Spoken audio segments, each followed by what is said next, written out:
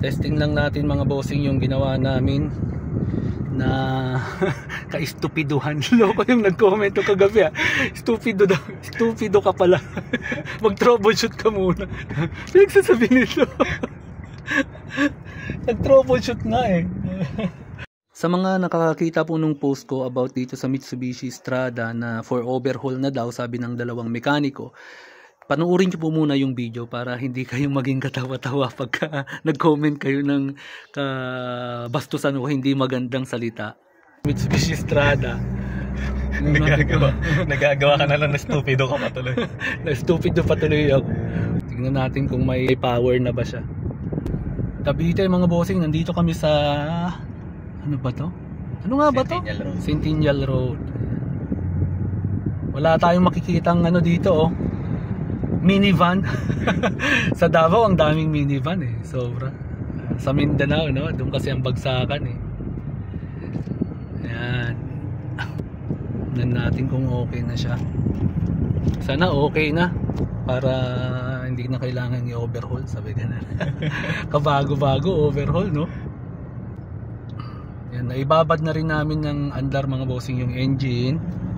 Titignan na lang natin kung maglo-low power pa siya. And kung meron pa siyang makapal na usok kada rev. Parang wala na siyang usok Wala nang bitin to Ben. Wala nang bitin?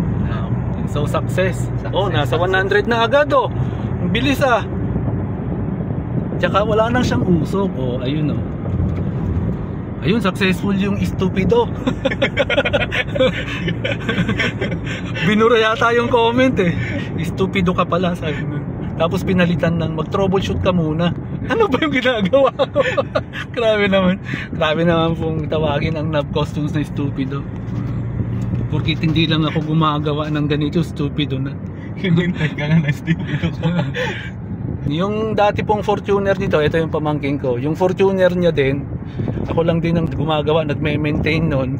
And nagki-cleaning po ako ng turbo, EGR, intercooler, intake, at nagda-diagnose din po ako ng mga ganitong sasakyan. So basically, gumagawa po ako nito. Kaya lang, hindi ko na rin po kayang umakyat-akyat at nahihirapan na ako yung sa mga dukot-dukot. Alam nyo na, madali nang manakit ang mga kasukasuan, kaya hindi po ako tumatanggap ng mga ganitong gawa. Pero ayun, pagbalik na ng Mindanao po, pag na-open ko na yung sa Coronadal, South Cotabato, ayan, tatanggap na po ako. Pagbalik ng Davao, tatanggap na rin ako ng mga ganito. Kaya lang ang problema, yung shop ko po, pagka napasukan ng isa lang na ganito kalaking sasakyan, halos hindi ka na makapasok sa gate. Parang okay na siya. Parang ba o talagang okay na? Okay na. Wala na rin yung usok. Successful. Ang stupid yung mekaniko ay successful. Grabe naman. Papaano ko rin kay Cham. Ayos. Diba? Kung in-overhaul to, nako, malaki-laki.